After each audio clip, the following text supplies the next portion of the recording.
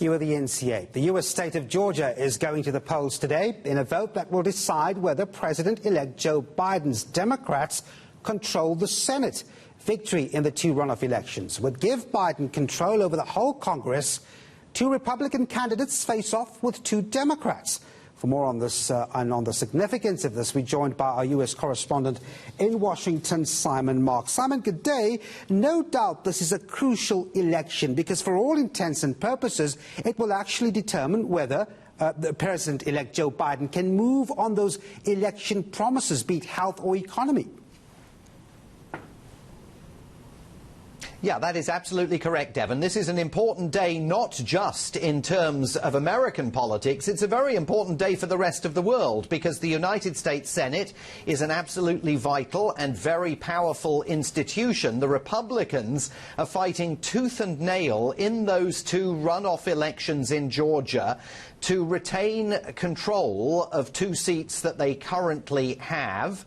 They hope that their senators, Kelly Loeffler and David Perdue, are going to be returned to Washington, D.C. as a result of today's elections. But the Democrats are fighting tooth and nail to try and overturn that because they want the two seats. If they win them, the Senate will be 50 Republicans to 50 Democrats, a dead heat.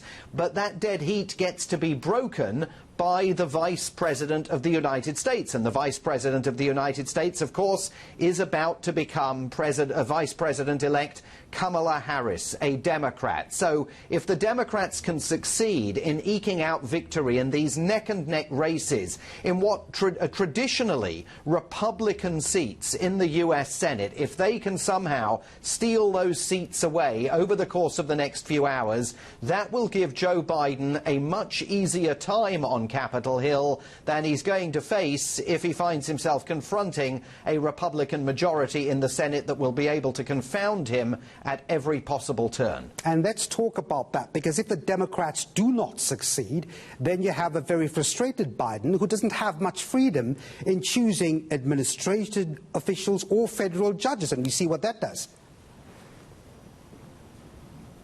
Yeah, absolutely, because remember, all of Joe Biden's cabinet picks have to be confirmed by the U.S. Senate. If Joe Biden gets to select a Supreme Court justice over the course of the next 4 years, that nominee has to be approved by the U.S. Senate. So it's a hugely important body in a democratic system that is filled with checks and balances against presidential executive overreach. And heaven knows we've seen many challenges in that regard over the course of the last 4 years.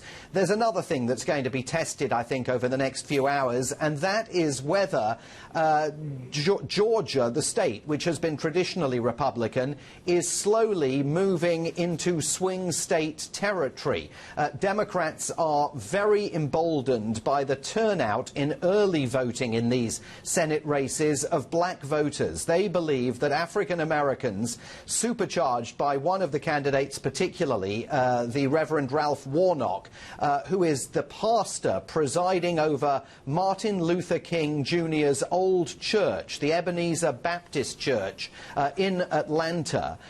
Is he the candidate that is galvanizing African American voters in the state to get out in sufficient numbers to stop the Republicans in their tracks? This may be a page-turning moment in Georgia political history if the Democrats are able to eke out those wins. One of the reasons, I would imagine, why on the eve of this, Donald Trump telling voters that it was the last chance to save the America they love.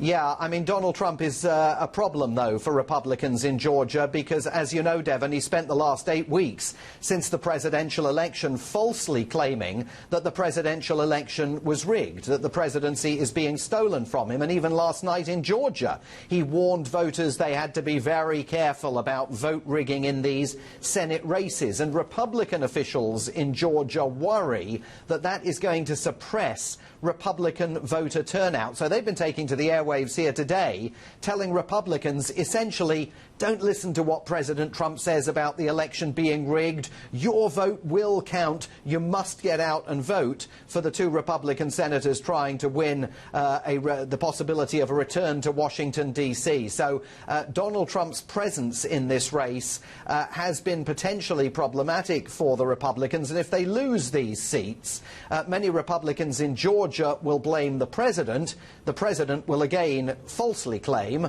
that the election was rigged against the Republicans. It's going to be a very interesting few hours. Simon Marks in Washington, thanks very much indeed.